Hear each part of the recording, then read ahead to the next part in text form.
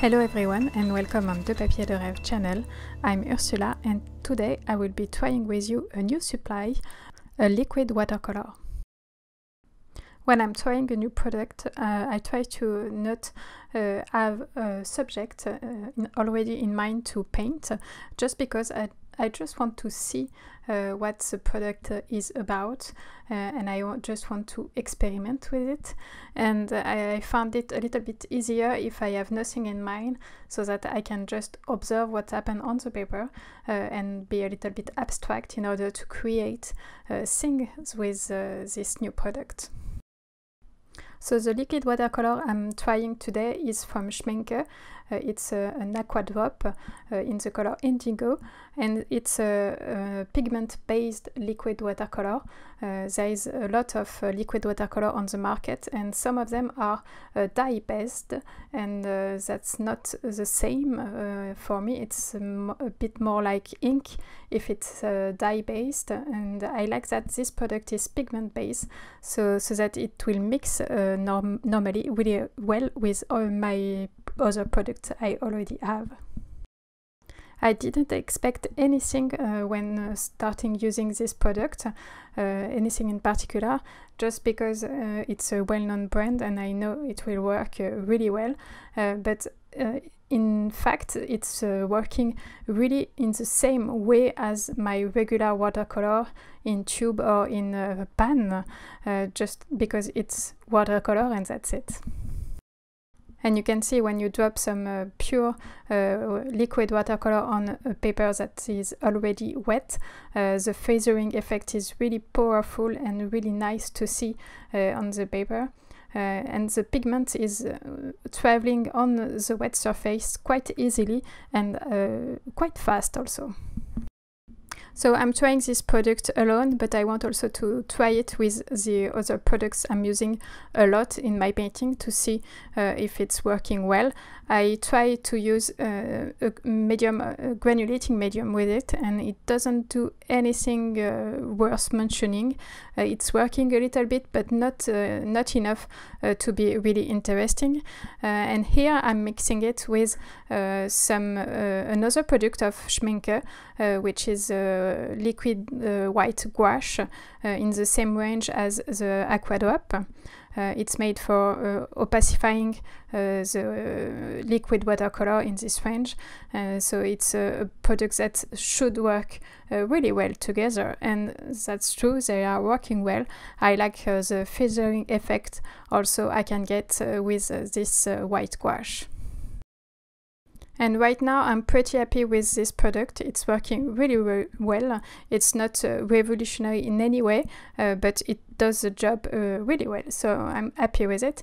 So now it's the moment to try it with my other color in my palette, and here I start with some Wisteria from Daniel Smith.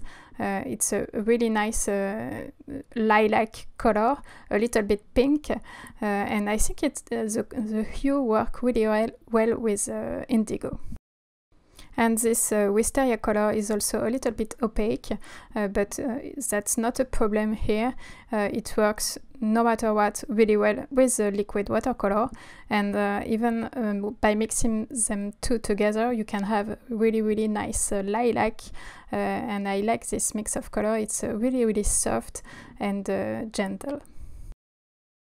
The next color I want to try with this Indigo is a contrasting color, and I think it works also really well with this Indigo color. It's yellow ochre.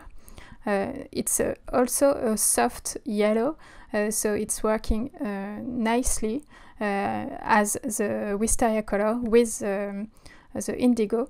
I think it's a really nice blend together, and there is not much to say about it. It's just work well.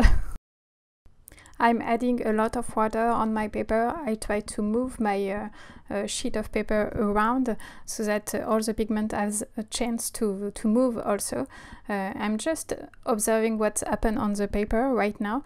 I have nothing else in mind, and for me that's the best way to experiment with a new product, just observing what happened on the paper, be quite relaxed, and the most important thing is not to expect anything from this time.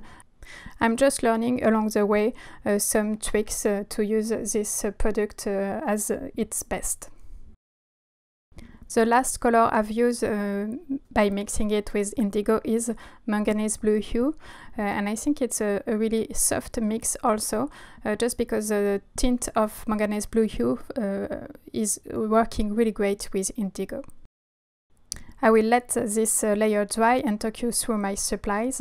I'm using an Escoda Último number 18 and an Escoda Último number 8, as well as Silver Brush Black Velvet 1/4 inch in a dagger shape. For the colors, I'm using Manganese Blue, Yellow Ochre, Wisteria,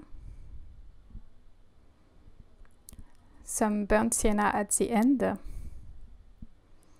and of course my star today is Indigo Blue from Schmincke, and some opaque white. My paper today is from Arches in Rough. Once the first layer has dried, there is two things I can notice right away about this color. It's an indigo, and maybe you do know that, but indigo is a really weird color because it appears really vibrant when it's wet, but when it's dry it's quite soft and a little bit muddy in some way. So you have to know that, because the color you are putting on your paper when it's wet is really different from what it will become once dried. And the second thing I've noticed on this first layer is that this indigo is formed by two pigments, one blue and one green, and you can see some separation from these two pigments on the first layer. So there are areas that are a little bit greener and areas that are a little bit bluer. And these two characteristics of this painting are totally okay.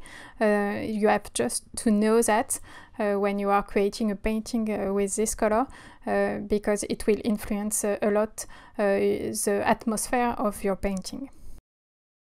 My first layer was very abstract, and now I have to find some way to express something in this second layer.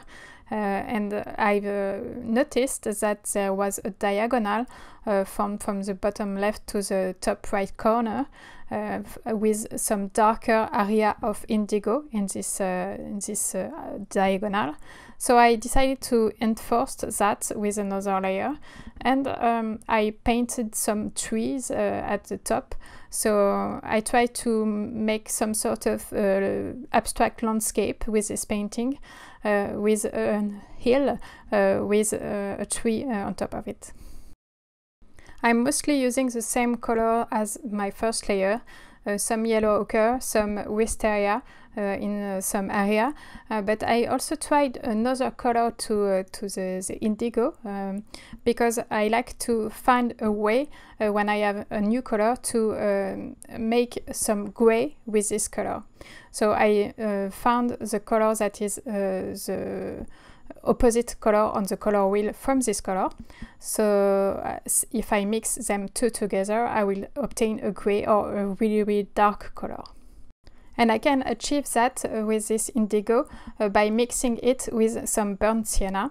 It's working really great. I can get a really soft gray, a little bit bluish, because maybe I didn't mix enough burnt sienna into it, but it's working really great in this painting, just because it's worked well with the atmosphere that is really blue here.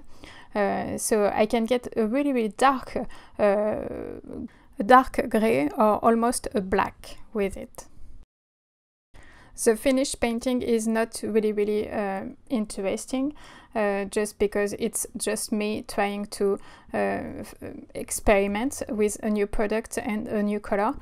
So it's quite abstract, and it's not very nice, but it's okay, and the point of this painting was to experiment.